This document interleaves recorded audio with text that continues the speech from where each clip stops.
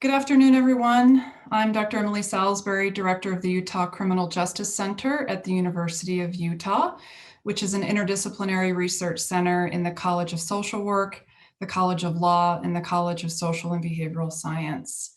It's my pleasure to welcome you today to the final event in the College of Social Work's 2020-2021 QuaranTalks with Teasley webinar series. Today's presentation is a true talk with Teasley, as Dean Martell Teasley himself will present to defund or not to defund, a critical race perspective. I'd like to thank those of you who are joining us live today and those watching the recorded version in the coming weeks. And thank you to our friends who have continued to share these webinars with former classmates and current colleagues. On behalf of the College of Social Work, I'm proud to recognize the contributions of our Indigenous community members by acknowledging that this land, which is named for the Ute tribe, is the traditional and ancestral homeland of the Shoshone, Paiute, Goshute, and Ute tribes. The University of Utah recognizes and respects the enduring relationship that exists between many Indigenous peoples and their traditional homelands.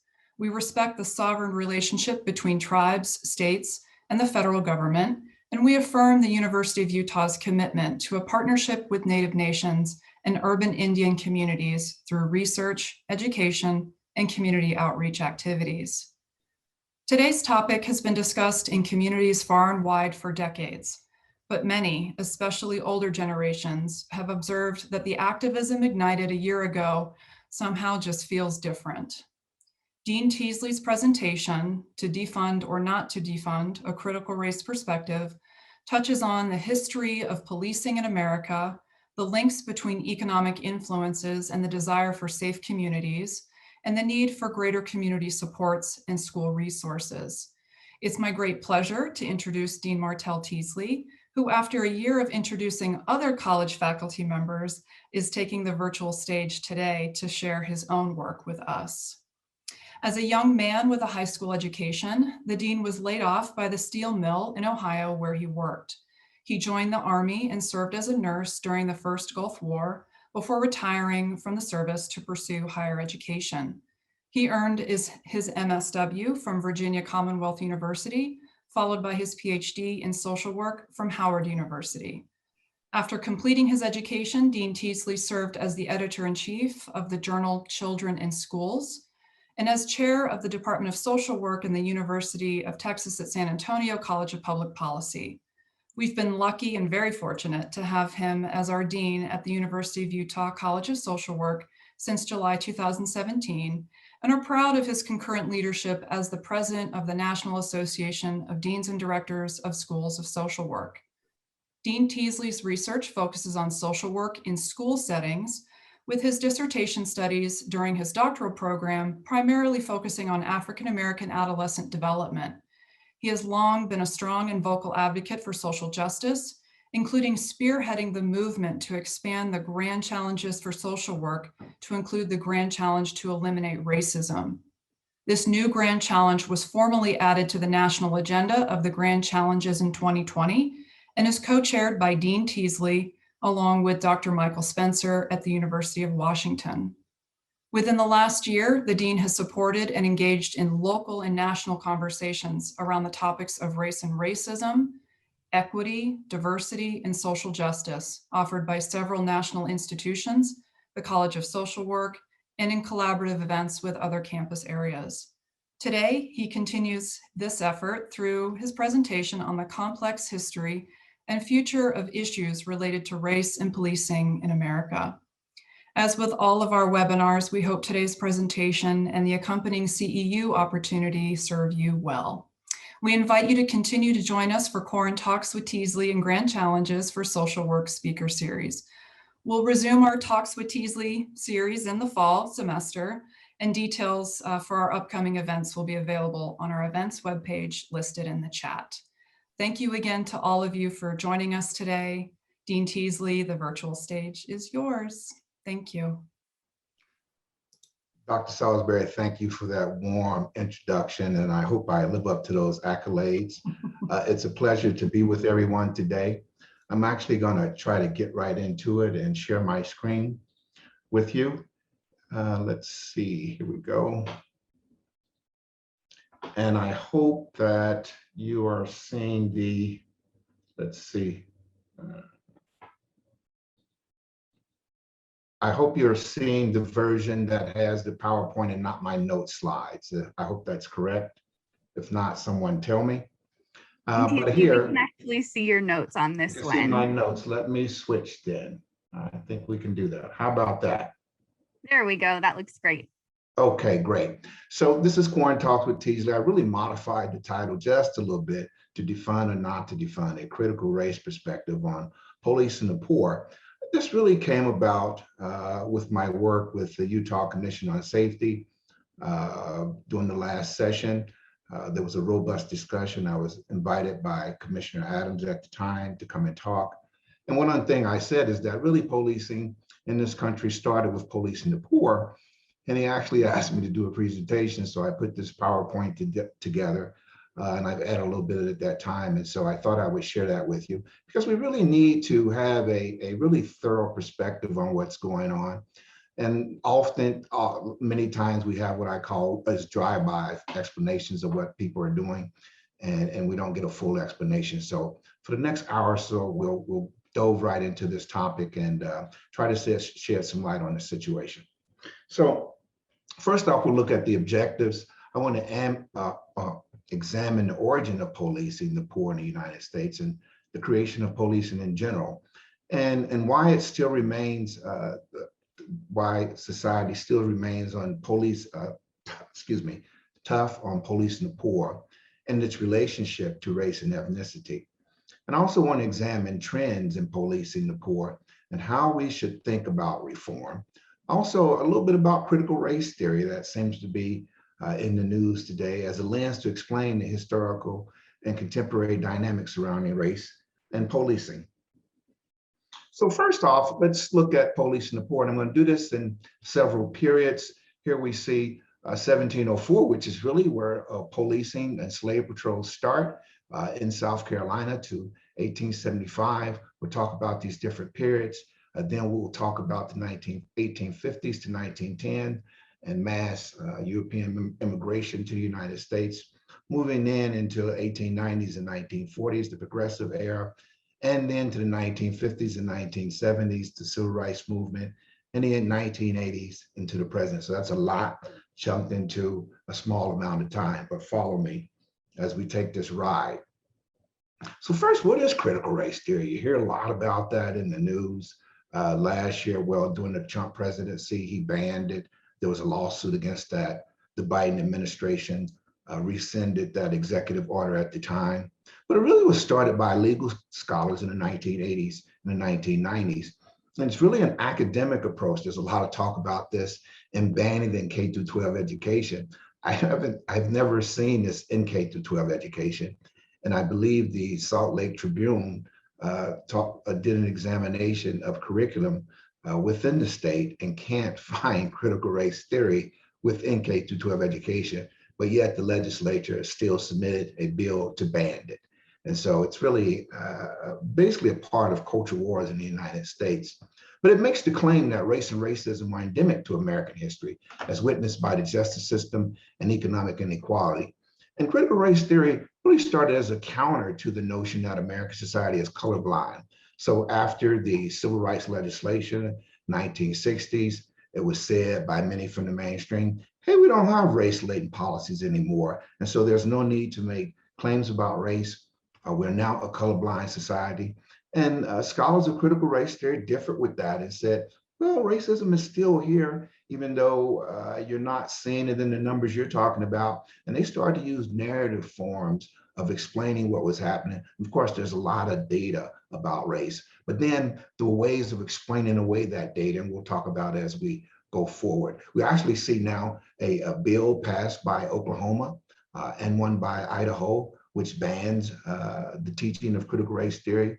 And in Oklahoma, the bill says that, quote, one race or sex is, you cannot teach that one race or sex is inherently superior to another race or sex, and that a person's moral character is inherently determined by his or her race or sex, or that someone should feel discomfort, guilty, or distress on account of race or sex.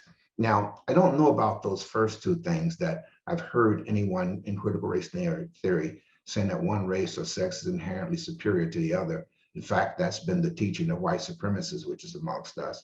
And that's really not what critical race scholars are saying.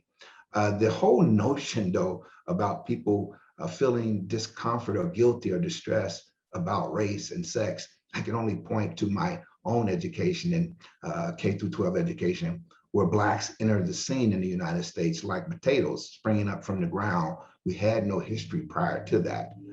Dr. Salisbury is from Oklahoma, and we just recently had, just this week, the 100-year anniversary of the Tulsa, Oklahoma riots, which is not taught in school. And I talked to her about that a while back, and she said, hey, I went through K through 12 education in Oklahoma, and there was no discussion of the Tulsa riots now. And I think they just started within the last year teaching that within schools within Oklahoma. And so the teachers there are really dancing around this narrative that they have about how to about not making people feel uncomfortable and talking about race and other things while they talk about racism, George Floyd, Breonna Taylor, policing in America, et cetera. So it's really a tough dance. But this is part of the multicultural wars that we're experiencing in our society. There's a lot of sillinesses out there. There's a lot of lies being told. We'll address that as we go along. So who are the poor in the United States? We see the map here. We see Utah has a very low poverty rate, one of the lowest in the nation, and they're in the real light blue areas. And we see in the South, the much more impoverished people. That's where the disproportionate numbers or the preponderance of African Americans are in the South still, even though there was a great migration. And so the poor are really in the South. And as we go along, we'll see that most of the policing and the challenges that we have with people and policing really belong to people who are poor. And so just to look at the data itself, and I'll try to stick to that as I go through, even though we have my own interpretation of things. But one of the problems that we have in our society is pejorative truths, that people speak the truth that's in their own favor, not telling the whole truth. And so we don't get all the facts, and that really is problematic. But here we see data from the Census Bureau. This was published in September of 2020, and every year they publish this data. We can see that the highest earning people within our country, and this is just household income, are our Asian American brothers and sisters, and there's disparities amongst those groups. I don't have time to talk about that. But the lower people who have the lowest income in America are our Hispanic brothers and sisters and our African American brothers and sisters. And as geneticists have discovered, the people who are the poorest people in our country are the people with the most West African DNA. And throughout the world, the poorest people are the people with the most pigmentation in their skin. The darker you are, the poorer you are in this country. And so race has something to do with this, and skin tone has something to do with this. Of course, there's been plenty of research done in the past trying to prove that there's something inherently wrong with people. And we'll talk about that. Policing really starts in 1704, as I talked about earlier, in South Carolina in the South, really as part of slave patrols. And it was basically a basic responsibility. We still have Native Americans at that time. We're still engaging in genocide against Native Americans, and they're on the scene also. And many citizens had mandatory gun ownership. And it was sort of like service that people had to engage in as part of citizens. They were paid a small fee to go in their neighborhoods. They needed to track and monitor the movements of Blacks, particularly in the South, during a period called redemption. And in the next slide, you'll see where they have these, where the slave catchers and the militia are really checking cars to see Blacks as they travel from place to place. But it was also enforced by post-war Southern police officers, also organized by organizations such as the Klan. Slave patrols really turned into policing, modern day policing. So we really get policing out of slave patrols. So it's inherently problematic for African Americans because, as you can see, or as you hear, they were the people initially impacted by this. Let me read for you the slave patroller's oath taken in 1828 in North Carolina. It says, quote, "I, whoever my name is, do swear that I will, as searcher for guns, swords, and other weapons among the slaves in my district, faithfully and as privately as I can, discharge the trust reposed in me as the law directs to the best of my power. So help me God." And so these were average citizens who had to engage in the slave patrols to look at, to see where Blacks were going.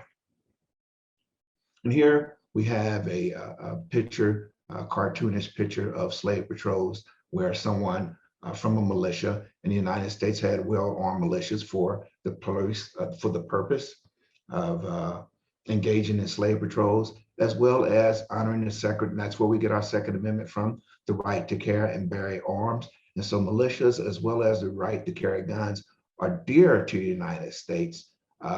After the Emancipation Proclamation and the end of slavery during post-Civil War Reconstruction, we see the slave patrols turn into local policing. The Civil War, which lasted about 4 years, directly threatened the very existence of slavery, and in turn, the slave patrols. So when it began, the slave patrols increased. Whites were expecting slave revolts, and there were many slave revolts. We don't get much about that in our history, which inspired whites to appoint more patrols. As the war drug on, more and more white men were being called upon to serve in the Confederate Army. White men would also search for slave patrols. They searched guns with the Black houses and searched them. After the Civil War, when Blacks were freed, of course, with the Emancipation Proclamation, there were patrols that actually went to Black homes and searched their places for guns. And so Black people were not allowed to carry guns in most of the states, and there were laws that signified that. So here, let's talk a little bit about policing the poor. And as we looked at that and we talked about slave patrols, and we move into another era here, the progressive era, and well, before we go to the progressive era, a period of mass European migration. I think I may have slipped the slide there. No, here we go. Okay. But we'll get to that part also. And during Reconstruction, Reconstruction was a period we don't really study that much. So we have the Civil War, 1861, 1865, post-Civil War Reconstruction, really from 1865 for about a 10-year period. Some make it in 1873. But the end of the Civil War meant Reconstruction, and Reconstruction was really demonized in the history books. We didn't teach about it well. One, the South was really embarrassed about the war. One, it lost the war. And secondly, it had to depend on slave labor for its economy.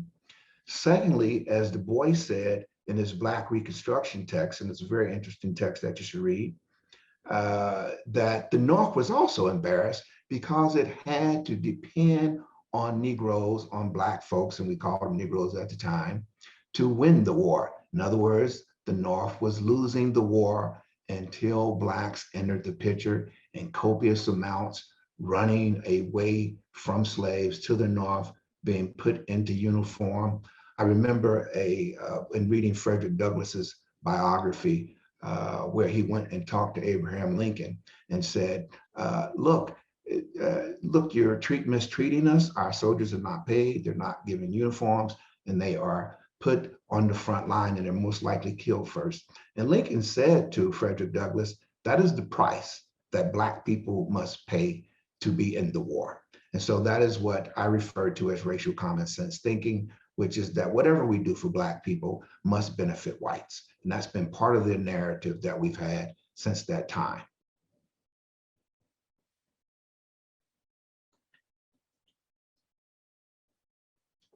Let me talk a little bit about the election of 1876, which was the election of Rutherford B. Hayes to the presidency. And the election was thrown that way at that time. So the Republican candidate won. And the bargain between the North and the South was that we will remove the troops from the South and we will let the South have control back over Black people.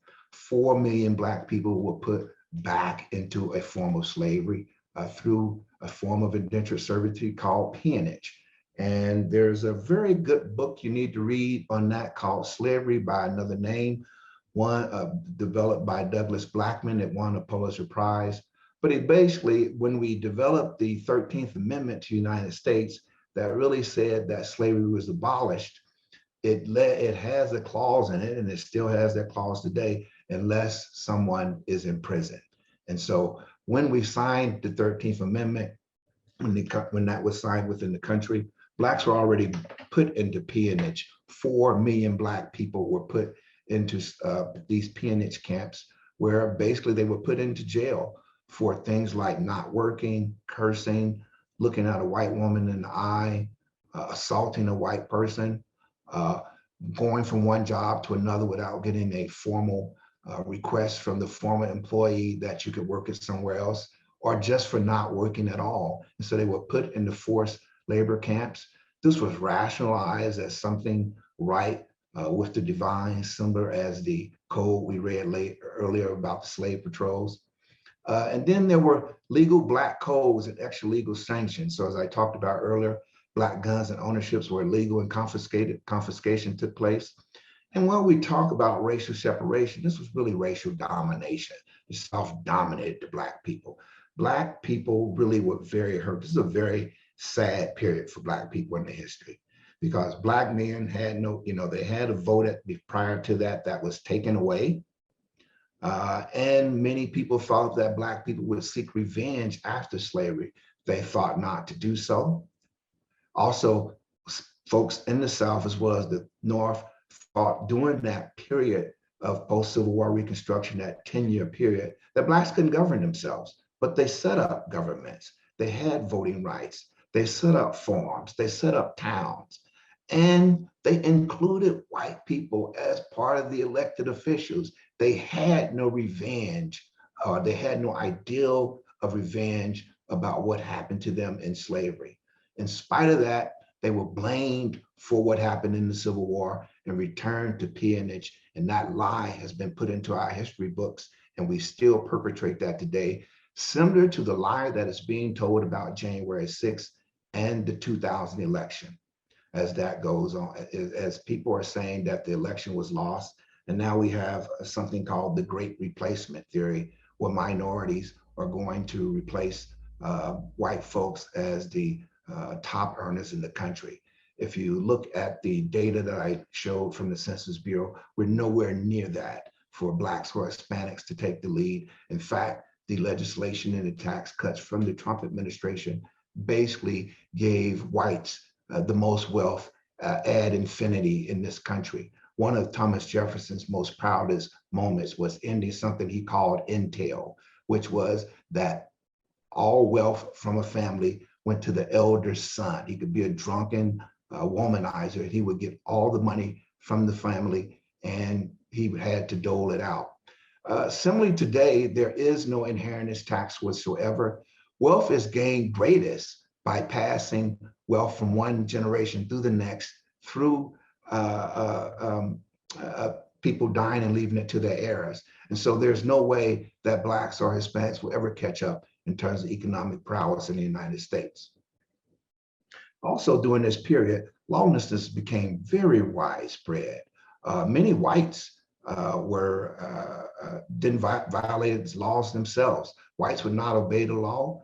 The theory of race was carefully planned and used throughout society, particularly keeping poor whites and poor Blacks at odds with each other. Our politicians still do that today.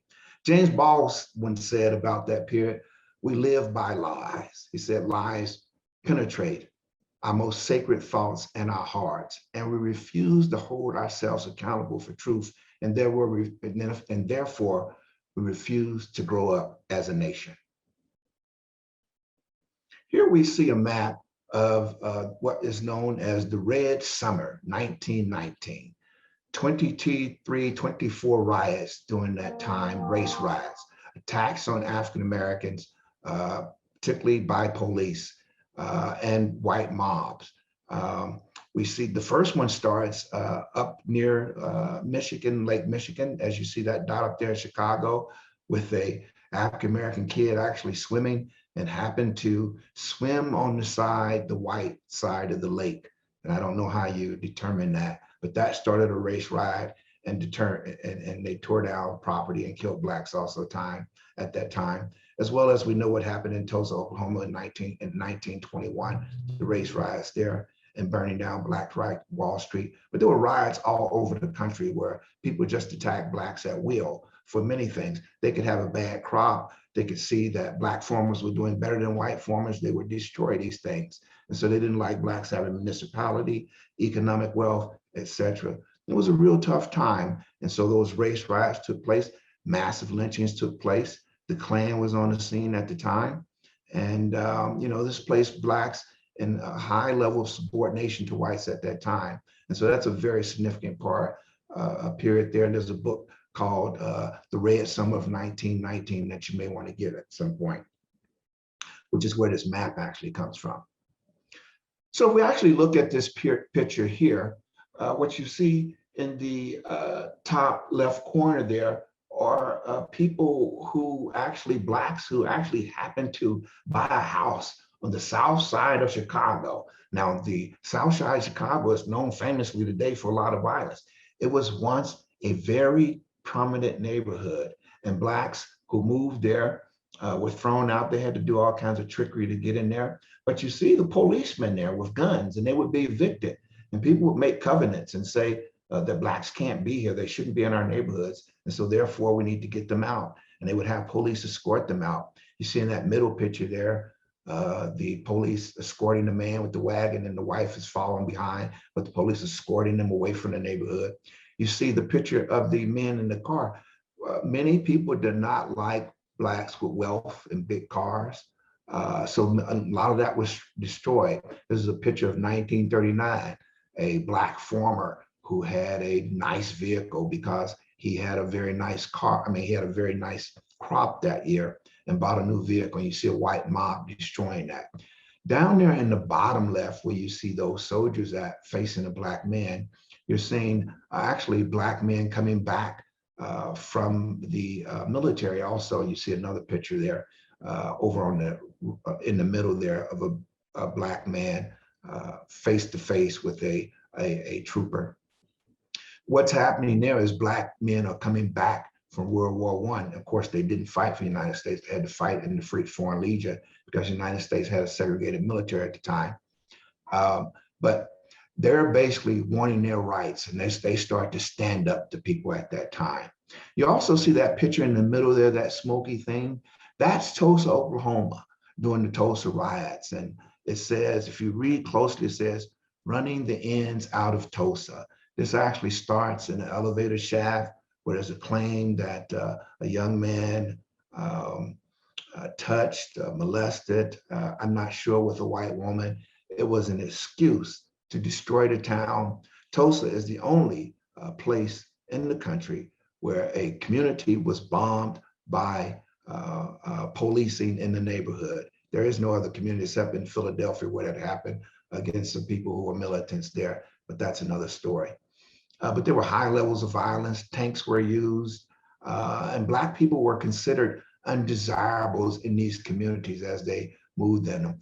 Now, in that Chicago riots, they had a Chicago riot, and they had a commission on race relations, and the police were sent there to break up the riots, but they actually started to turn on Blacks and help the rioters basically beat up Blacks, kill them in many instances.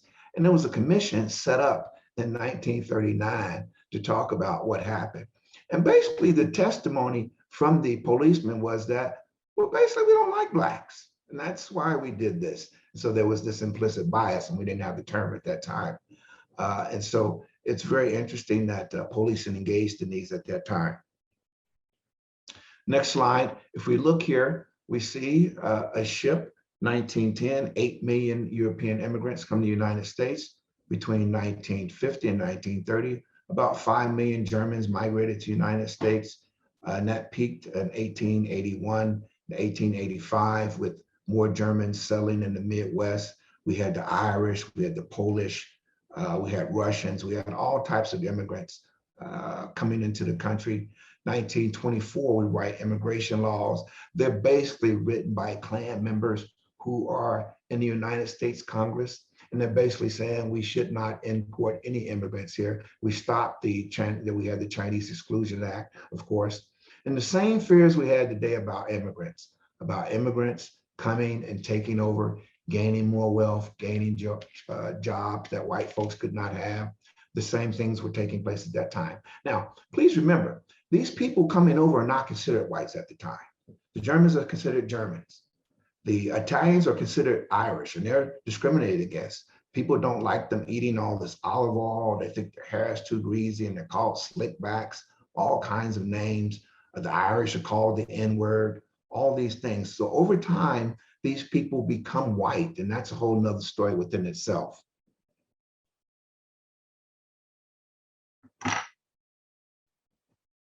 So let's move on from that mass period and talk a little bit about 1890 to 1940s and the progressive era. Now, the main objective of the progressive era was to address problems caused by industrialization, urbanization, immigration, and political corruption.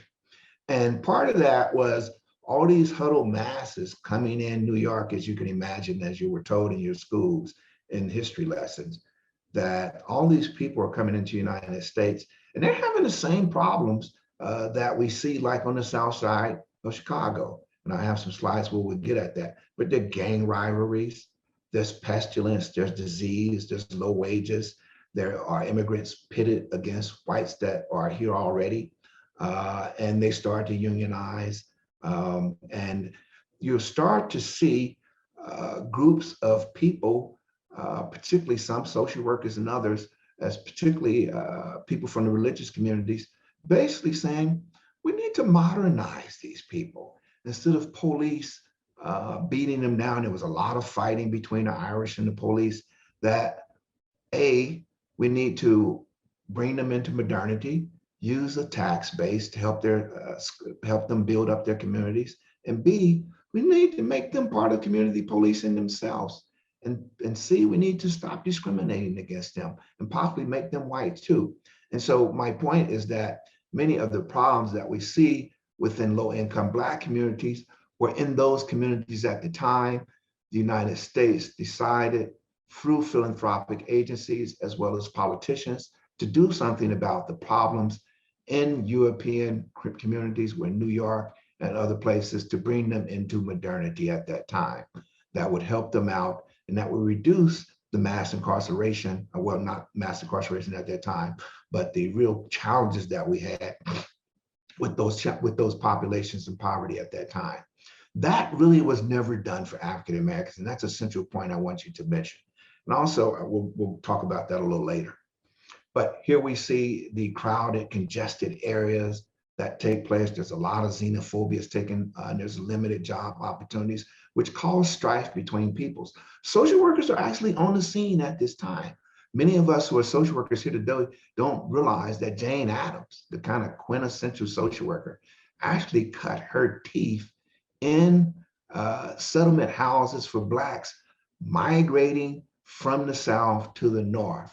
And she's working there with those Blacks, but then she goes on to start Whole House and then discriminates against Black people, but calls for them to be in modernity also. So that's a real ironic thing. And this is the person that's a part of the start of the social work profession that created Whole House, that engaged in discrimination herself, as well as agreeing with some of the legislative bills that went out, particularly when the Social Security legislation went through in 1935, which is part of the progressive era, to say that we would exclude anyone, and she favored this, who were butlers, janitors, and maids. So we didn't say particularly Black people were left out, but guess who the maids, janitors, and butlers were at that time? And so that excluded them from Social Security wages at that time, which is a problem that was not solved until the 1960s.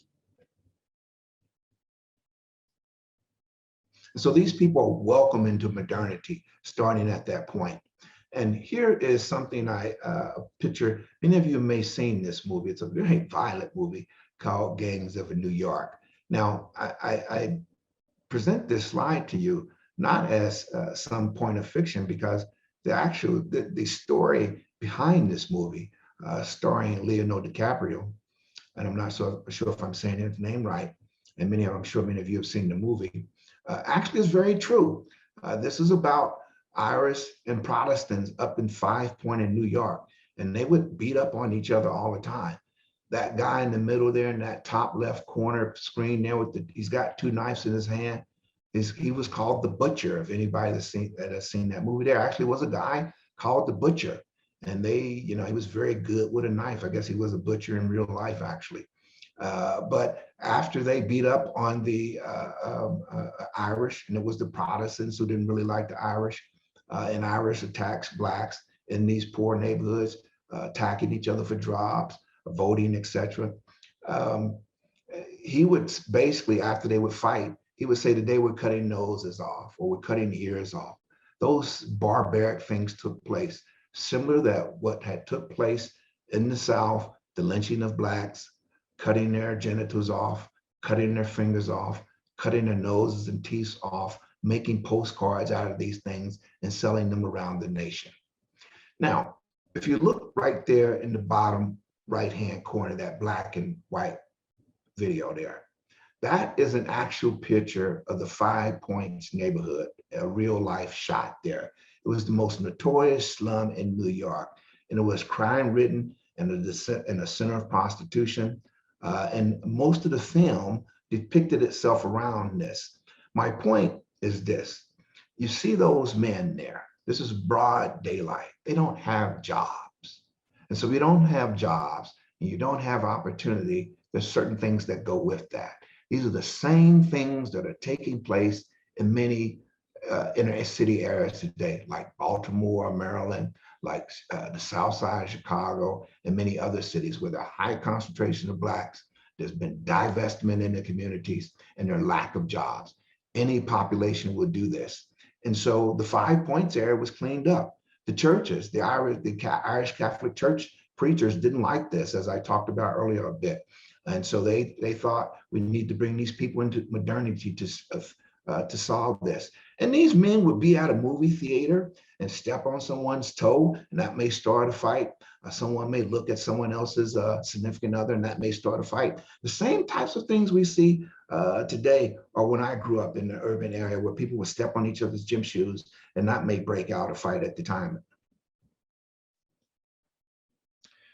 This gentleman here, this handsome gentleman here in the upper right-hand corner, is Frederick L Hoffman. And this distinction, he is the first president of the American Statistical Society.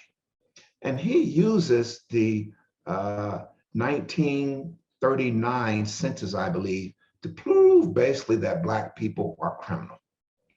And he basically looks and sees that Black people are about, it's the 1890 census, but he looks and he finds out that 30% of the people in jail at that time are Black folk, but they're only 12% of the population. So his conclusion was that there's something wrong with these people, that they're diseased, they're pestilent, and they're criminal. And so that's why they're in jail. And he claimed that Blacks had a proclivity towards violence and therefore deserved harsh punishment. He believed that the conditions of Black people live reflect the people themselves. And he provided the rationale for open policing for Black communities. So he basically said, whatever you do to help them is really not going to help out. They're still going to be criminal, they're still going to be diseased, and they're really unequals and undesirables in this country. Now, it's funny, when he examined the data and found similar numbers of criminality amongst whites, he basically said that they were unfortunates, and that the migration from Europe to America had left them in poor, squalor, and impoverished conditions, and that the country needed to do something about that. So you see there's racism all into what he's doing. And so he is the person, he went around the country, he was quite popular. He made a lot of money on the lecture circuit, and he helped really professionalize the narrative that Blacks were criminal that we still have with us today.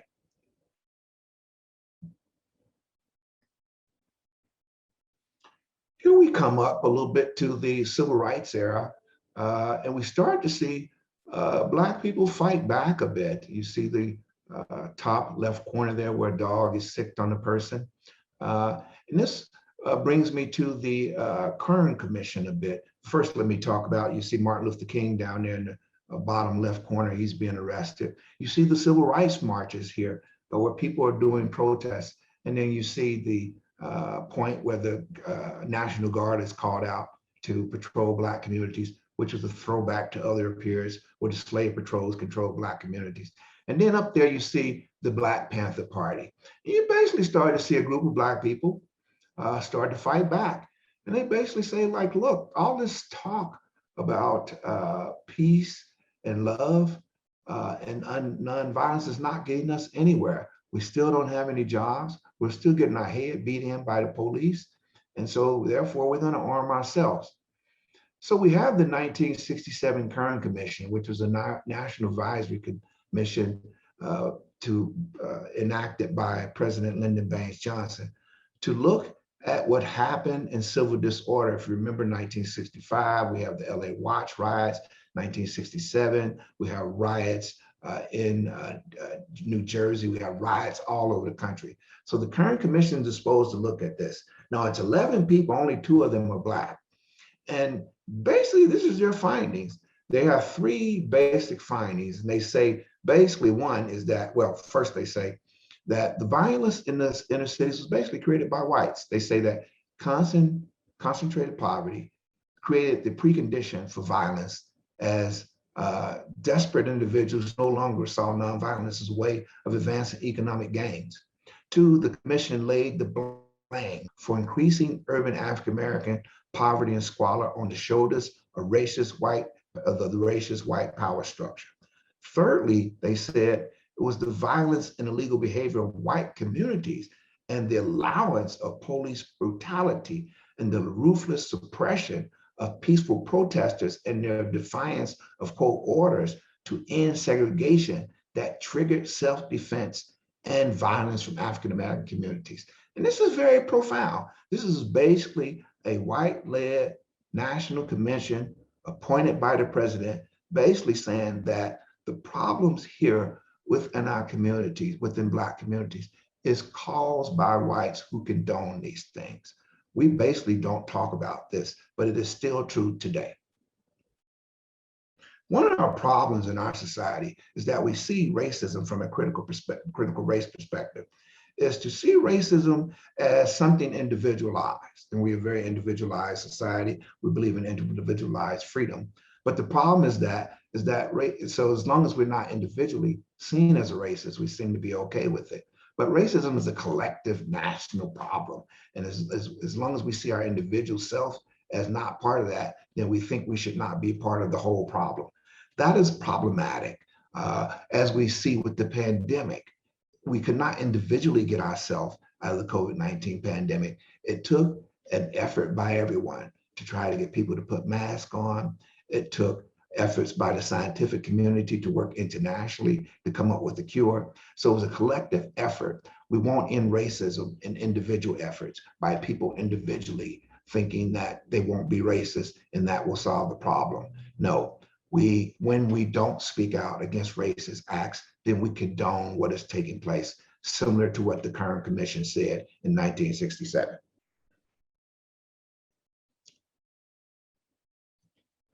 So after the civil rights movement, here we see another average family wealth for those born from 1943 to 1951. But part of what I'm going to show you as we go forward, it's not necessarily this gap between whites and Blacks that is causing the problems that we have today. I'm going to look at a little bit more data. But if anyone thinks that Black folk have ever surpassed or are about to surpass white folks in wealth, just look at this graph here. We see some gains in the 1960s and 70s where blacks went from in the right side of the graph here, where we see that whites had 10 times the wealth of blacks, and today it's more like 7. So you saw some gains from the civil rights movement there, but nowhere near the makeup. Now there's a young lady that is on Fox News named Candace Owens, an African American, saying that government should not intervene and help blacks because there was a time in this country when blacks were about to surpass whites in the 1930s and 40s. And she doesn't know what the hell she's talking about. I'm just not sure where people are getting these type of things from. There's never been any modicum of African Americans surpassing wealth. In fact, for every program, every set aside, every affirmative action program that we've had in this country, Black people today own less than 2% of the wealth in this country. They were almost to 3%. The last Great Recession knocked out $563 billion from African Americans, and most of their wealth was in their homes. And that we saw the mortgage debacle that took place there, which really they were the last people, and they have never recovered from that. And so there is no way that blacks are in any shape prepared to overtake whites in wealth. And that is just another lie that's being told.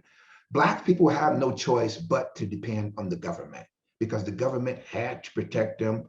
And the government did not always protect them, as we saw earlier, but they have no choice now, because if we depend on states to do it, we're seeing what's happening. After rescinding the Voters' Rights Acts by the Supreme Court, we're seeing maybe, I think it's 27 states trying to rescind voting rights. And part of this problem that we're having, and we hear, is more recently, as a couple of years ago, people would say, well, the problem African Americans really have and minority populations have is that they don't vote. And now they voted in mass, of course, in the 2020 election. Now we don't want them to vote anymore. And so they were rescinding the right to them to vote, to make long lines. Black people are so talented, because what we saw in those long lines in urban cities, we saw them doing the electric slide, having barbecues. That's why Georgia made a law. You can't give people food and water while they're standing in the voting line. And so they made a way out of no way. They made a way out of those long lines. And people want to rescind that now. And that is why critical race theory says that race is central to the explanation of what's going on in America today. And that racism is endemic in American society. Not that all people are racist, not that people are inherently racist from birth, that racism is a part of the American character. So here, let's look at this a little bit closer, because we saw that huge gap there.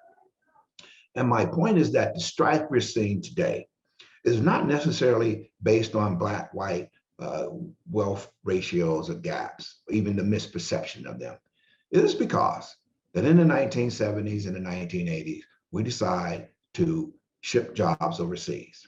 Now, there really was there really wasn't a problem in shifting the jobs overseas. Follow me. It is the fact that we did not prepare in this country the population for globalization. And so we create the school system, which was created during Reconstruction by African Americans, whether people know it or not. The public K through 12 school system was created by Blacks during Reconstruction, even though most of the tax money at that time went to whites. Blacks created that. But here we see a graph where you have labor market outcomes, you have globalization, and many companies went overseas for cheap labor, and there were technological challenges. Technology has helped us out. Technology is not an enemy of the people. It enhances our life. But who told us that we had to charge $600 for an iPhone or $1,300? If you go to China, they cost about less than $10 to make. We just charge so much money for them. But we saw trade liberalization, which really started when? During the 1980s, during the Reagan administration. That's why the wealthy loved Ronald Reagan, because President Reagan made the rich richer by letting them ship jobs overseas. Now, again, I don't think there was a problem in doing that. It was a problem that we did not prepare our society for a modern high-tech age, and we're reaping problems from that now. Any good university library, you can go in and find studies, economic and sociological studies, that demonstrate that the jobs were going to go overseas and what would happen to populations when we shipped those jobs overseas. Our leadership in our country failed to prepare the public for that. We're reaping those problems right now that we see. And I think this slide here gets at that a bit. So you see here, if you look on the left there, where you see from 1948 to 1973, you see productivity and hourly wages kind of neck and neck. But you see around 1973, going in the 80s, where the productivity continues to accelerate, but the hourly compensation of wages diminishes. And so middle-class people lost ground. And that really hurt working class people. But racism has been used as an excuse that the immigrants are going to take our jobs or have taken our jobs. No, productivity has continued to climb, but we are not paying the wages that we should. And that was part of the union busting prowess of the Reagan administration. We're still hurting from that. One union that was not busted was the Fraternal Order of Police, which is extremely powerful and is the source of much of the controversy that we have today with policing and race. And so it needs to shift. One thing you need to understand about policing and race is that law enforcement officers, when a law enforcement officer stops a person, that is where the government reaches, stops you. That is the arm of the government stopping you. And my point is that all the policies that we have are in many ways embodied in that person. And we have left it up to police to deal with mental health issues, to deal with homelessness, to deal with drug epidemics, et cetera, et cetera. They're not prepared to do that. And so it's actually put too much up on policing. And when we combine that with the problems that we saw, as I talked about earlier, and the presuppositions about African Americans and who they are as a people, it's combustible. And that's what we're seeing now. And that's what we saw with George Floyd, where a person felt that there would be no repercussions to knee on this man's neck while he was being photographed. And he put his hands in his pocket. He thought there'll be nothing to this because we have allowed that in our society and we have condoned that. That's the same thing that the coroner report. It was so repulsive, though, that many in mainstream America just couldn't watch that. It took me 2 days to watch the entire film. It's really very problematic. But again, here we see this graph here in terms of productivity and hourly compensation. That is the problem that we have in today. This next slide even helps out a little bit more. If you see the increasing inequality here, you see the United States and you see Europe. Europe has engaged in modernity also, and is part of the high-tech age that we have, but they don't have the gross inequality that we have. And their mortality rate is not diminishing like ours is, like white males, it just went down. And that is because of the structural problems that we have for all people now and the barriers that we have economically. And so the union busting has really hurt the country in that way in terms of representation for workers. There's another way of looking at it. Here we see the top 2%. We see that orange line and that blue line coming together. We see the top 1% gaining more wealth than anybody. Then we see the next 9% in that orange line. So that's the top 10%. The bottom 90% is the rest of us. And if you look there closely, you'll see in the last 20 years that people in the middle class have lost about 20% of the wealth that went to the middle class. That wealth went to the people at the top, 10%. And so that is really the source of much of the strife that we have today. And I would venture to say that that is really the source of what happened in January 6th, on January 6th. And we had a president who stroked that, as we know. Here we see another graph here. The bottom 50% of income folks, we see it just descending, and we see the top 1% earning just going up and up and up. So I think you get my drift there on that.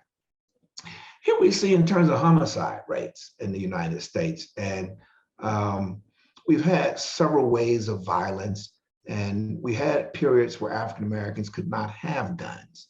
And so we saw little gun violence, even though there was violence in that community that takes place when people are in impoverished conditions where there is high population densities. We see that in many places. One of the things I want to point out to you here is we see in the 1990s, right around 1993, 94, we see a decrease in homicide rates. These are mostly basically use of guns. What happened there? We had the Clinton crime bill that was passed in 1994. Prior to that, in 1993, we had the Brady bill, the Brady Handgun Violation Prevention Act, which mandated criminal background checks and a waiting period. October 1994, President Bill Clinton puts an assault weapons ban on high-powered magazines that were defined as large capacity. It expired in 10 years, and the violence went right back up. Now we have these gun shows, and I've been to a couple of them, where you actually can buy a gun the same day from a person who may just be a novice seller saying, hey, I want to sell my gun here, like I want to sell my car, and you don't need a license to do that, and they just sell you that gun. Indiana is actually, Illinois is actually suing the state of Indiana now because of its gun show rules, where loads of guns are coming from Indiana to Illinois through the highways there. And then there has always been the corridor on I-95 from Florida, where there are literal lots of gun shows there, on up to New York and Virginia and other places. So we have lots of guns, a lot of gun proliferation. So should we get rid of the police? No, we can't. There are too many guns. And only about less than 20% of the population owns guns, but most of that is concentrated in a small group of guns, people who are owned to teeth and nail. There are more guns in the country now than there are people. So we have this kind of vicious cycle. We have over-policing of Black communities, and we have high gun use by minority communities and by all communities because of the proliferation of guns in this country. Now, one thing I didn't say earlier, actually the National Rifle Association starts with the enactment of the Second Amendment. At that time, their political platform was restrictions on handguns and checks on people. So we've come a long way since that time. There's also some research out there by scholars, sociologists, who basically say that gun violence in general, or suicide rates, is really a product of people not economically, but people not feeling good about themselves and where the country is headed. And so I was looking at some recent data. 52% of the near 400 people that have been arrested for what happened January 16th live in voting districts that Joe Biden won. And what one sociologist says is that these people feel like they have no recourse. Now, this was not the poor that engaged in January 6th, as we know now. These were CEOs of companies, these were doctors, these were lawyers, these were 2/3 of these people were prominent middle class people. This was not the poor engaged in this. And so they've bought into fool's gold and the lie that's being told, similar lies told back around the Civil War, the demonization of Reconstruction. The Reconstruction was demonized similar to the way we do Obamacare today, where we have something called the, I forget the name of the bill right now, but people sign up for Obamacare, but then demonize it.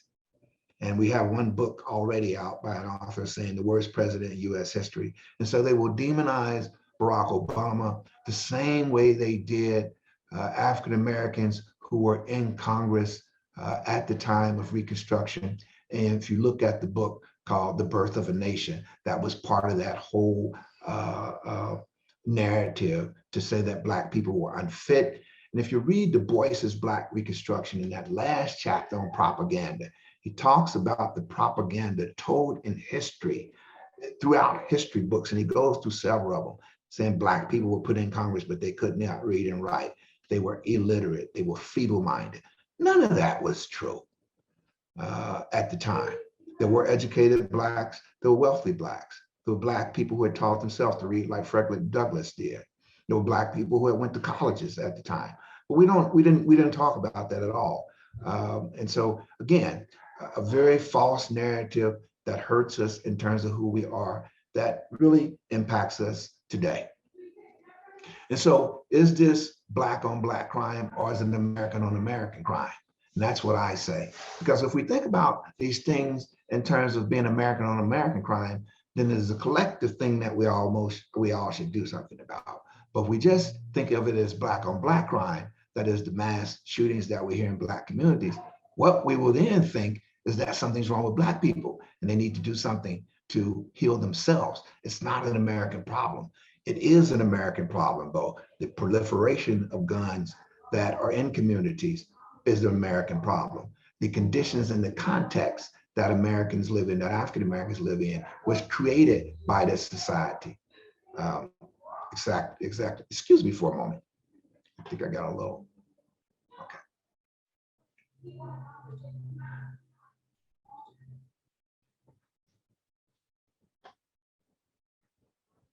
Let me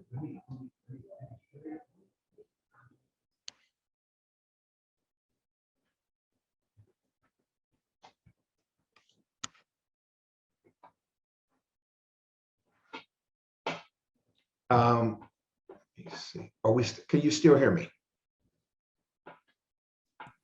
We can hear you. Okay, thank you. Sorry.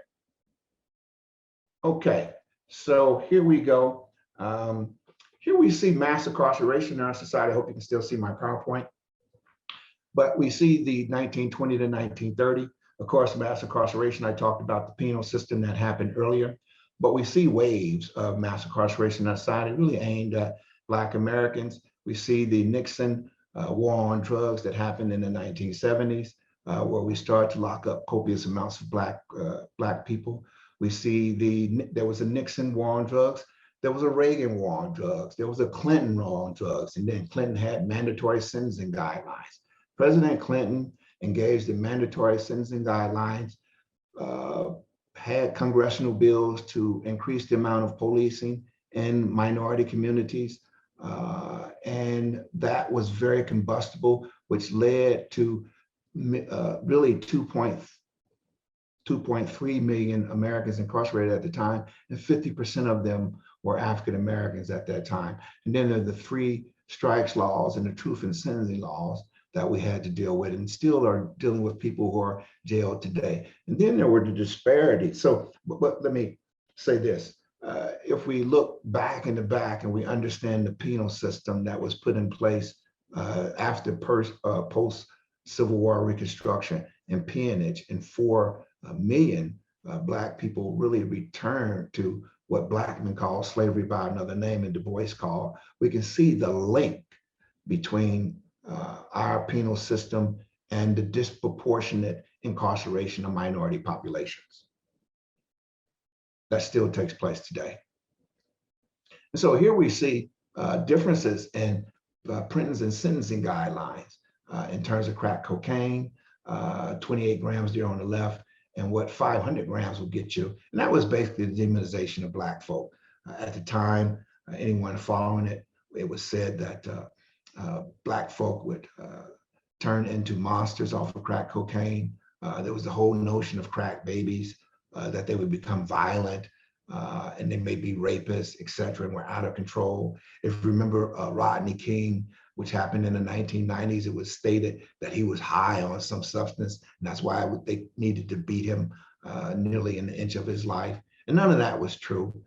So we saw those gross disparities there that exploded in the disproportionality in prison sentencing for Blacks.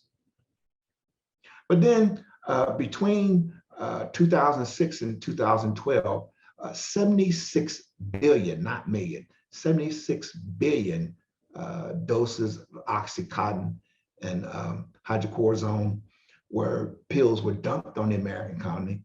We know that from federal records because they count all these pharmaceutical drugs that was dumped on the American economy.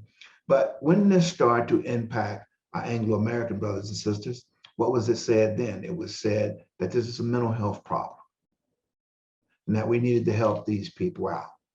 But when it was blacks and crack cocaine, it was lock them up and give them long sentences for that. So you see why critical race theory says, hey, race must be a part of this whole picture. And so here we see a slide looking at the number of people who are in prison and the number of people in jail. And it's, quite telling there. And we lock up more people, even though we have only a fourth of the world's population. We lock up more people than any other country in the world. And then we see here the differences in just getting bail and out of jail between people who are poor and people who have, people who have lower income. You see on the left there, the detention, pretrial detention for those who have less than $16,000, and those who are over $39,000 are less likely to be detained, as well as we see similar things on the right there. And the one on the left is for men, and then we see the one on the right for women. So it is about the poor and the challenges that the poor have, but the poor are disproportionately minority populations. And so when we talk about police and police brutality, I'm looking at a slide here that I got from the Center for American Progress, and it talked about police brutality on college campuses, and it's really a microcosm. I did not know that in 7 states, the largest employers are university systems. And there are more than 4,000 campus police departments across the country, and they employ about 3,200 police officers. And even though there's a lot of violence on campus that is taking place, and most of that is aimed at minority populations. And Black people are 3 times more likely to be killed by a white police officer than white folks are, even on college campuses there. I have the link to that data there. But what they're saying is that we need to demand reform by changing the contracts. One, there needs to be greater transparency from police departments. I know one of the things that's surfacing nationally is the whole notion of police officers going from one district to another after he or she or they have been fired. Even the gentleman, I can't remember his name, that murdered George Floyd, who was a training officer, actually had a very poor record and probably should not have been in uniform at that time. I discovered here in Utah that going from one county to the next, records do not transfer unless there is a request. And even when there is a request, there's certain restrictions from that.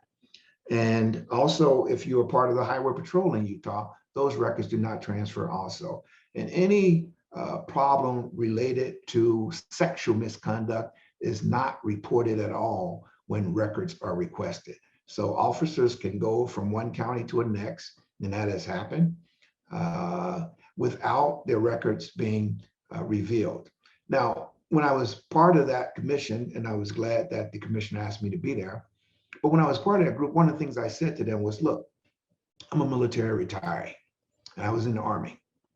And if I went from the Army to the Navy or the Air Force or Marines, all of my records would be transferred. And so I do not see how we allow this in our country today, that doesn't happen with the police. And that is because of the Fraternal Order of Police, which is a very strong union. You can't blame unions for supporting people, but it is an extremely strong union, and it will not allow these transfers. And what I was told by the police chief here was that we will get sued if we transfer those records.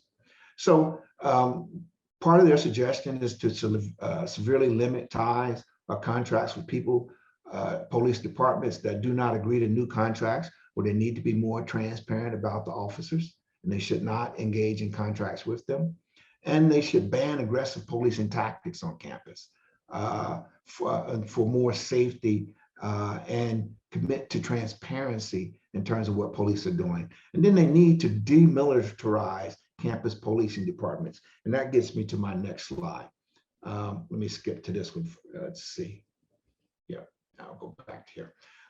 Let me start here.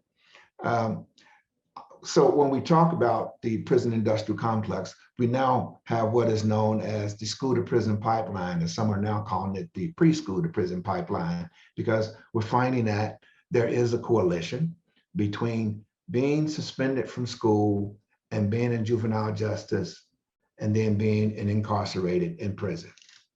There was a study done in the 1990s in Rikers Island, and what they found out that a huge amount of the men there have been suspended from school, and that starts the process there. We know that when kids are suspended from schools, they're more likely to drop out because they fall behind, they become disengaged, and they're seen as problems in schools, and that leads to more dropouts in school. So this is a problem what I would like to see something about. And here in Utah, we have resource officers in school, and there was a recent bill, and I think that it passed, that said that these resource officers needed mental health training. We saw with the proliferation of resource officers in school across the country that referrals to juvenile justice went up exponentially, particularly for minority kids. So now there are laws that are being passed to stop that. What I said to the proposed, when the bill was proposed and discussed as part of the commission meeting, was that no one should be in schools that do not understand adolescent development, one thing they wanted to train them in, that do not understand tactics other than physical tactics of dealing with children, and do not understand mental health problems. So we've had people in schools dealing with children that do not understand these, and a lot of harm has happened. Now, we seem to think that safe schools are places where there are guns with officers, mainly because of Sandy Hook and other places where children have been shot up in school. And I don't like what happened there. But safe schools are really a place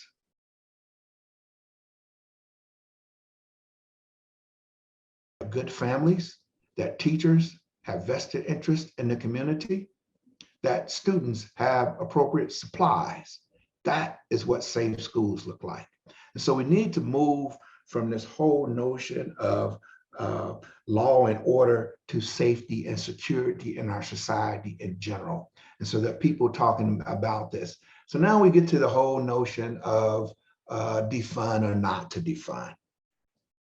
And, there was some Black Lives Matters and other groups came out with this notion of defunding the police, and political pundits jumped on that and said it's ludicrous. But basically what they were doing was looking for scapegoats. Because if Black Lives Matter would have said, well, we need to make the police accountable, they still would not have liked that and found some philosophical way around it. People look for scapegoats among us instead of within us. In other words, it's the people out there that are doing something, instead of looking at ourselves and examining our own participation and our own presuppositions about what is happening. So here is a picture of Ferguson and the military equipment that is used there. And what we have is police precincts around the country being given this military hardware. You see an armored personnel carrier, and you would think this is Iraq or Iran, but this is actually a community, Ferguson, Missouri. Now, there are Fergusons all over this country. In Minneapolis, Minnesota, where George Floyd was killed, that's another powder keg there. There are powder kegs like that all over the country. Our resolve to this has been much more military hardware instead of doing what is appropriate in terms of investing in communities. So we have moved, we are an intervention society instead of a prevention society. We spent a lot of money on intervention instead of prevention. Safe schools, money's needed. So that's why some people support the new Biden infrastructure bill. While we're talking about their jobs that are available and people are not working, there's still lots of women and families who have children which don't have daycare for them so they can go to work. And daycare costs a lot of money. So we need new models and we need new infrastructure models of how to deal with these problems in terms of dealing with children and supporting them much more. I want to thank you there, but I want to really just read something to you from, let's see here. I want to read something to you. I think I stopped sharing, but I want to read something to you as we close here from Dwight Eisenhower in his final address in April 1953. Well, that wasn't his final address because that couldn't have been on April 16th. But this is what he said. And he was talking about the threat of the military-industrial complex. And he said, forcibly argued against continuing arms building in the world in preparation for the next war. He proposed a mass global disarmament with savings put into accounts to fight poverty and hunger. The world in arms is not spending money alone. It is spending the sweat of its labor, the genius of its scientists, and the hope of its children. The cost of one modern day heavy bomber, he says, is this. It's a modern brick school in more than 30 cities. So let's think about what that cost would be today. It is 2 electrical power plants, each serving a town of 60,000 population or more. We pay for a single fighter with a 500 million bushels of wheat. We pay for one new destroyer with new homes that could have houses for more than 8,000 families. This is not the way of life in the American dream in its true sense. Under the cloud of threatening war, it is humanity hanging from a cross of iron. So I just wanted to give you these things to think about in this presentation, and thank you for your time. And we'll see if there's some question and answers that we may have.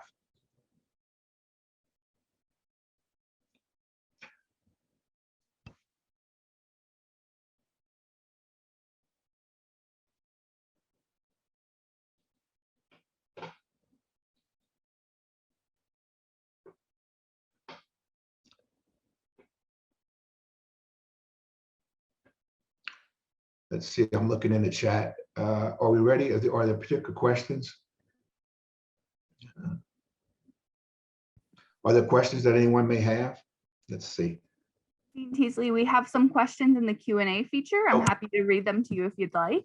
I pulled them up. It says, Dean Teasley, you shared so many painfully powerful stories of discrimination through the decades. Some events inspired change, too many others did not.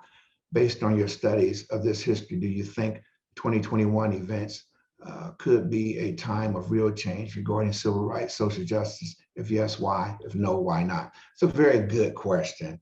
I still believe in keeping hope alive, as one would say. I think this is a continuing pattern that we have. And I think with the great lie that's being told right now, we've put ourselves in major danger by promulgating the lie that the election was stolen. Now there's some talk about putting President Trump back in August. And the thing that hurt me the most about this is, as a military retiree, I took the oath to serve the country. I went to war in the first Gulf War. Now, when you're in the military, you know that you can go to war. But when you go to war, there's a whole staging event. You don't just go the next day, more than likely, unless you're part of the infantry. There's a build-up. You got to get on the plane, and you got to send your family home and all that stuff and get ready for it. And so you're thinking, hey, should I do this or not at the time? And I thought to myself, hey, you took this oath to serve the country. And so whether you believe in this war or not, you're going to do it. And that's where I have problems with January 6th, is not necessarily what happened. That's problematic. But the aftermath of that does not give me hope, where our politicians basically are believing in this lie. And they do not want to investigate it. And so I don't think that is a very good thing for our country, even though people should continue to strive for change. And, we must fight for our freedom. As Malcolm has said, if you want to know what I do for my freedom, ask what you would do for yours, and then double it. Let me see. A year after the murder of George Floyd, and after commitments by many city governments to review policy budgets or even defund them, police all over the country are receiving more funding than they did during last year's budget cycle. You talk about government responsibility to Black people and poor people in the United States. Do you think President Biden's infrastructure plan goes far enough as he continues to refuse to defund police? I think the defunding of police is really left up or the accountability of police. I don't think we can totally defund them. I'd love to see us move to a society where we don't need so many guns. My gut feeling that it's too late, that we're moving in the wrong direction. So I think that's up to states and local municipalities to do something about it, but they should do it carefully.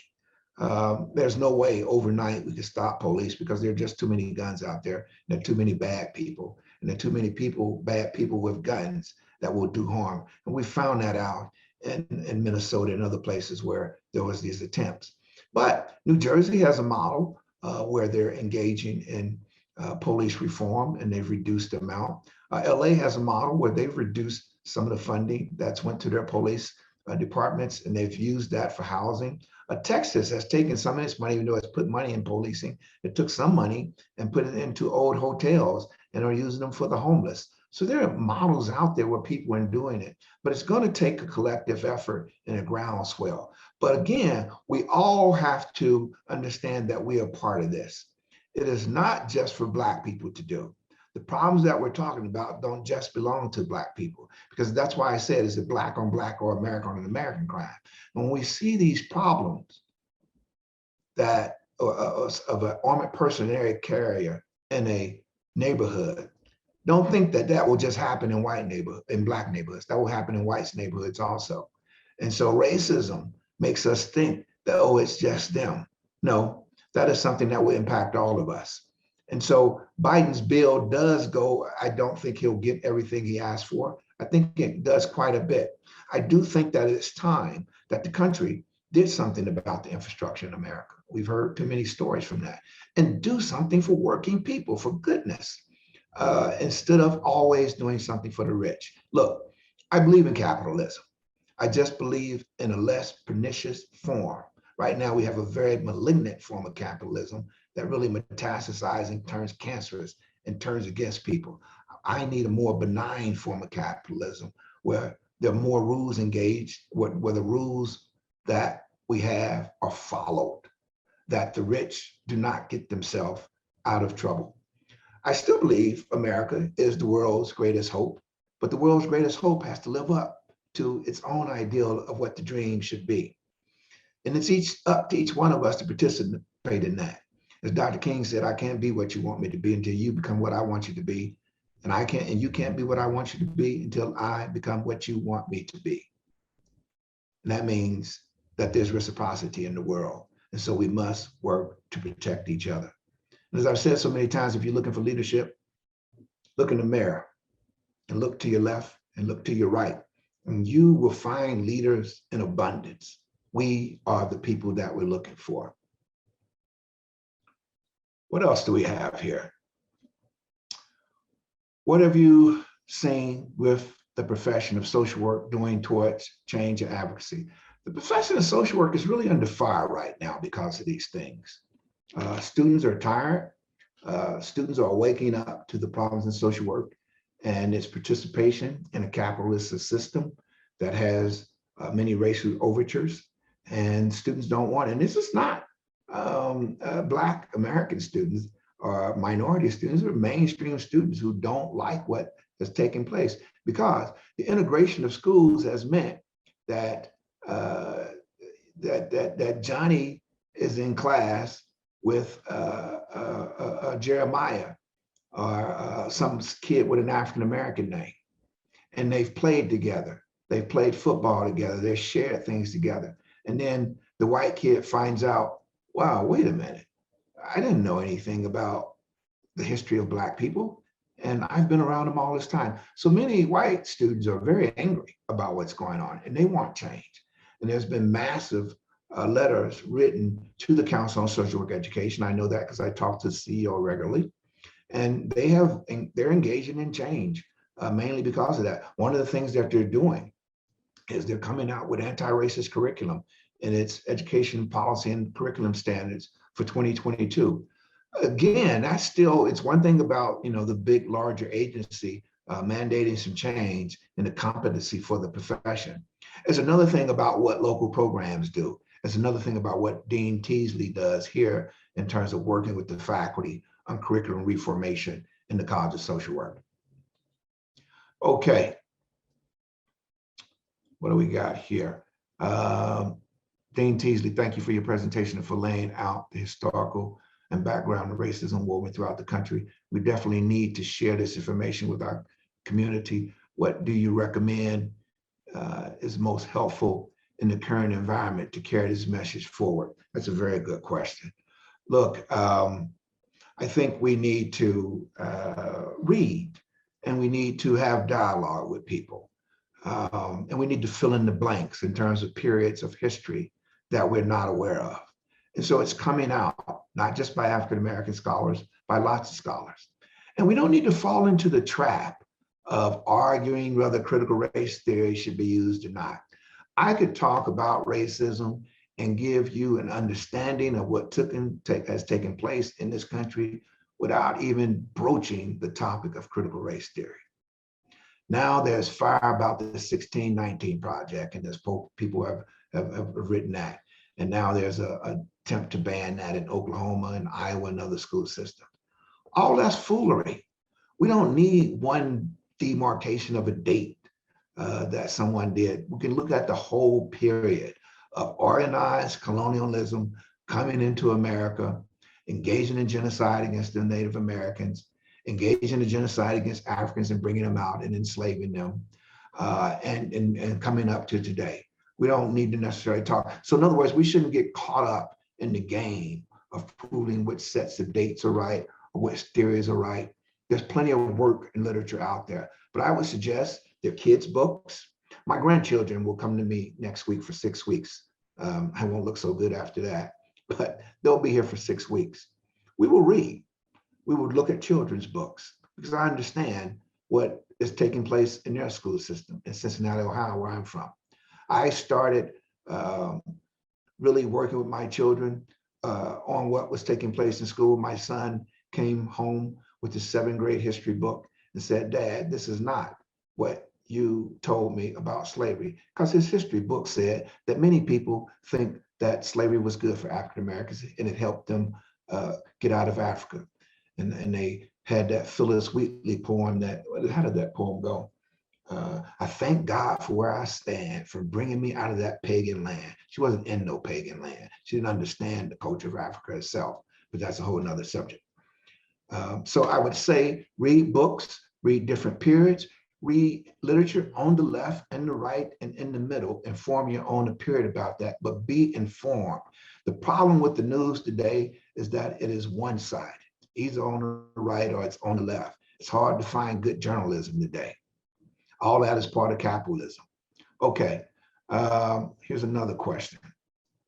Thank you for the presentation, sir. Do you think about increased funding for the police as opposed to allocating money elsewhere, providing the funding is spent on training them how to mitigate disasters like George Floyd's situation, effective and safe physical restraint techniques, de-escalation techniques, and community outreach to connect police to the community, all built in the police budget? Yes, I do.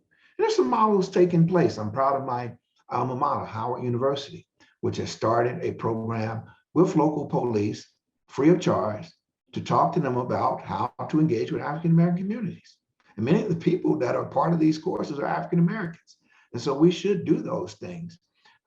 This whole notion of what we're doing now, where we need to shoot somebody, or we who got out of hand, or we went to tase the person and shot him with a gun, or a person was on the corner selling cigarettes, so we put them in the chokehold. That's problematic. We should hold them accountable, and it is up to local municipalities to do that. But again, the presupposition that these things belong to Black people and they need to be treated this way because they're much more criminal and much more have a greater propensity or tendency towards violence is a problematic notion that undergirds many of the things that we're seeing. But yes, good, safe policing. Most police in large, as is said, are good people who just want to do their job and go home. But the whole notion that there are a few bad apples is problematic when we see the type of things that we're having. It's not just the apples, the orchard itself and the training of the orchard and how we fertilize the trees there. And so it's not just the sharks in the water, it is the water itself. So something's wrong with what's going on in policing today, and it needs to be corrected. What do we see here? Do you support reparations for African Americans? Yes, but part of reparations is repair.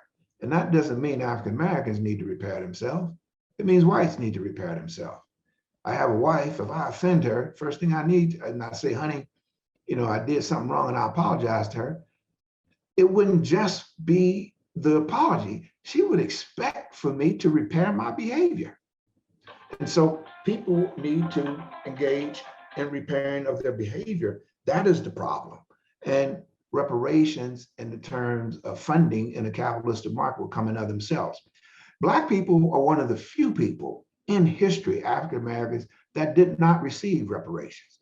After the French Revolution, people were given plots of land. We saw the same thing in England and other areas.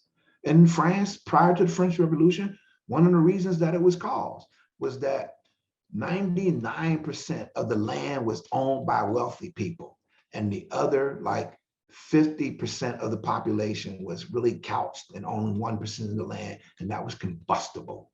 And the attitude of the French minority at the time, they took it over. And they had to divide that land up. The same thing happened in other parts of Europe when the church owned parts of land, and they had to take it from the church and the papio and give it to peasants. And so we have seen I say that about African Americans, but let's not forget what happened to our Native American brothers and sisters who had 2,000 tribes in this part of the hemisphere that were reduced to about 200 tribes over about a 200-year period. And that was a major genocide that took place there. And there really has been no repair for that. So the first repair is ourselves, to repair ourselves for the harm that was done. And as a part of that, how do we help people and repair our society? We'll have a better country then. And that doesn't mean that whites necessarily have to give up their wealth, but they're going to have to share and give people opportunity to engage in wealth. One reason I'm not so optimistic about that is particularly because of the recent tax cuts. They allow no room for any movement towards equity or equality because the people who own the type of wealth, they're just gaining more money. And that is combustible itself. You cannot have a society where 10% population owns most of the wealth. We'll see the things like January 6th that took place. We'll continue to see tribal and racial strife based on that. And when I say tribes, I'm not talking about Native American tribes. I'm talking about people from ethnic group engaging in tribe-like behavior. That's what we're seeing. Okay, let's see if there's something else. How are we doing on time, Emily? We're just about at time. If you've got some extra time to answer questions, we do have some more, but we do acknowledge it's after 5 for anyone that needs to leave to head out to other meetings or the end of the day or whatever it is. Here's a question that says, thank you for mentioning childcare. I was a single parent and could not afford childcare while I was working, but I did not work. But if I did not work, I would not be able to have a place to live with my child or take care of my child. Hopefully people will see that our country has this need as well. Look, let me say this. There was a period in our country where white women, particularly after World War II, many were single. And that's when we created aid to dependent families with children to give welfare checks to single women who had lost their husbands in the war. And it was stated, these women shouldn't be working. They should be at home nurturing and taking care of their children. Only in the 1960s, with the advent of the Civil Rights Movement, which welcomed Blacks into the welfare system, that we started to talk about welfare queens with the Reagan administration. Finding people on the fringe who had really gamed the system and pointing that out. And then people say, yeah, that's why we need to end welfare right there. Our country needs to change in many ways. So we made folks go to work with TANF, temporary assistance to needy family. We made people go to work with that law, and maybe that was right, and that's fine. But we didn't take care of the children, so we still have problems there. And what we saw, and we can look at a correlation between the enactment of TANF and women going to work and the rising cost of childcare. And it costs too much right now. So my ideal is that really we should start school, pre-K, about third grade. At age 3. And we probably should end high school about the 10th grade. And we should do that starting at age 3 because we know that children can read at 3. And we know we have ample daycare centers across the country. So we wouldn't necessarily need to build an infrastructure. We would just certify these daycare centers to work with our kids. Republicans and conservatives have been trying to kill Head Starts for decades now, but Head Start works, and we know it does. They say that there's diminishing returns, it's gone by the 3rd grade. Well, that's fine. If I went to the dentist and I got a shot of Novocaine to numb a tooth, it's only going to last for a certain amount of time, but it did work. And so it's going to wear off. And so those returns, you only get diminishing returns there, but it's a good program.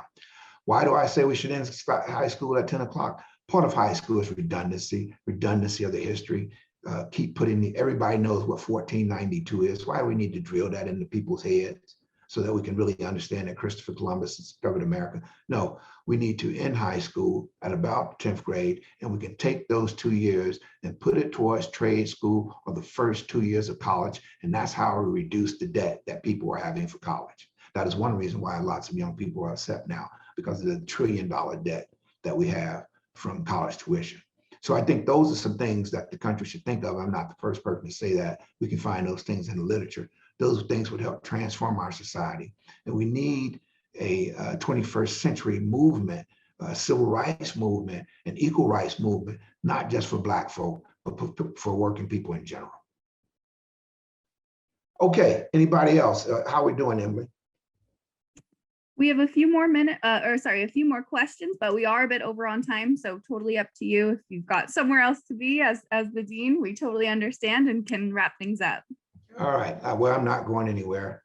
Let's see. Here's one that says police corruption and brutality harms racial African American communities by perpetrating poor quality of life, allowing crime to flourish in neighborhoods with little ability to combat problems, and damning relations between police and law-abiding citizens. What are your recommendations to alleviate this problem? I think we should continue to vote. I think we should advocate for more people to vote. I think we should take on people who tell lies to us about policing. I think we need to have greater interaction with law enforcement. And I think we need to be involved in what law enforcement is doing. Lots of things take place at the local level. So it's one thing about national elections. That's one thing that African Americans have to learn. We vote in these national elections, but when these midterm elections come, we don't vote too well. And the restrictions that are being put in place, the Republicans are banking on them hindering the midterm elections. Look, I've never belonged to either party. I've been independent all my life. Now that's hindered me from voting in certain elections, but I don't believe in what either party is doing. We need a people's party. We need more political parties instead of this two-party system so that people will have other options, because the two-party system and the candidates that we're putting up don't meet our needs. And people need a greater amount of interest from other people. We need more women in politics. We need more minorities in politics. And I'm particularly wanting to point out women. I think it was really very extremely problematic, even though I was not a Hillary Clinton fan, but it was really problematic what was done to her in the election before the prior election, 2016, prior to the 2020 election. That was just phenomenal how she was treated by her opponent and by society in general, with chance of locking her up. For what? And so that is a strike against women. And we need to reduce our problems with minorities and women. And part of this actually also is a backlash against the Obama presidency. And one of the things that we know is that across the country, I think the figure I saw was 924 electoral seats went all to the right. And that's where we're getting these voting restrictions from, because the country elected an African American as president. So I think I'm going to end right there. I really want to thank you for your time. Sorry for a little mishap I had here and there, and I had to stop for a second, but I hope you get something out of it. Anyone wanting my PowerPoint, it's available, and I'll let anyone have it. And I hope you get something out of this, and thank you so much for your time. Take care.